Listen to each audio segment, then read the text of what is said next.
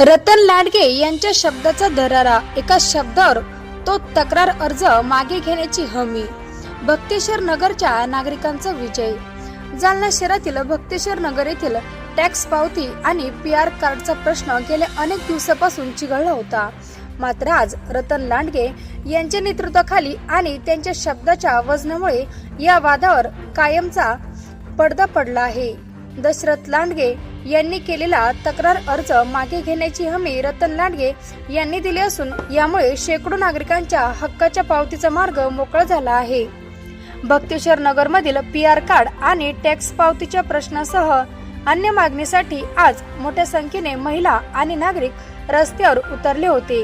या भागातील जमिनीबाबत दशरथ लांडगे यांनी महानगरपालिकेत तक्रार अर्ज दाखल दिला होता, त्यामुळे प्रशासकीय काम थांबले होते।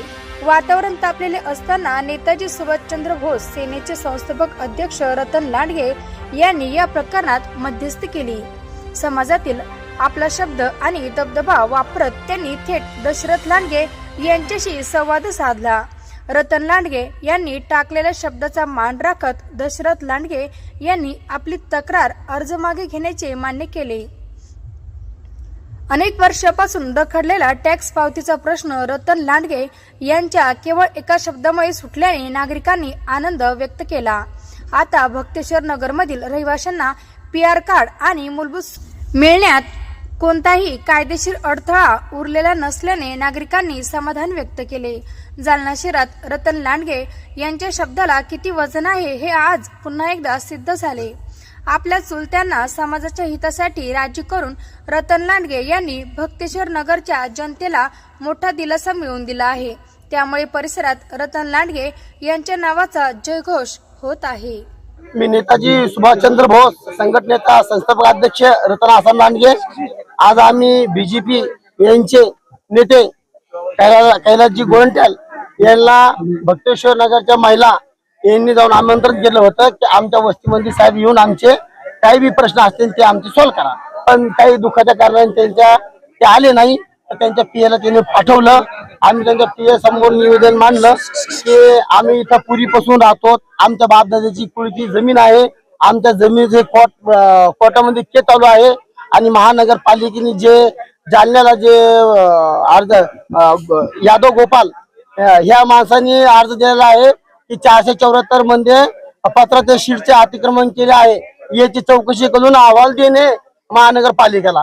तर त्या लोकांना आम्ही पूर्वीचे प्लॉट विकलेले आहे बॉन्डवर नोटरीवर, आणि त्यांनी त्या राहत्या जागेवर त्यांनी 20-25 लाख रुपये लावून ते घर उभारलेले आहे, राहत आहे ते मालकी हक्कीची जमीन आहे। आमच्या नावावर जुनी रजिस्ट्री आहे। काही लोकांनी काळा बाजार करून त्यांनी पहिले ऑनलाईन जमीन नव्हती, त्यांनी काळा बाजार करून त्याच्या नावावर रजिस्ट्री करून घेतलेली आहे, 7/12 नाव करून घेतलेले आहे। तरी शासनाला आमची कोर्टामध्ये केस चालू आहे आणि या गोरगरीब लोकांवर अन्याय अत्याचार होऊ नये।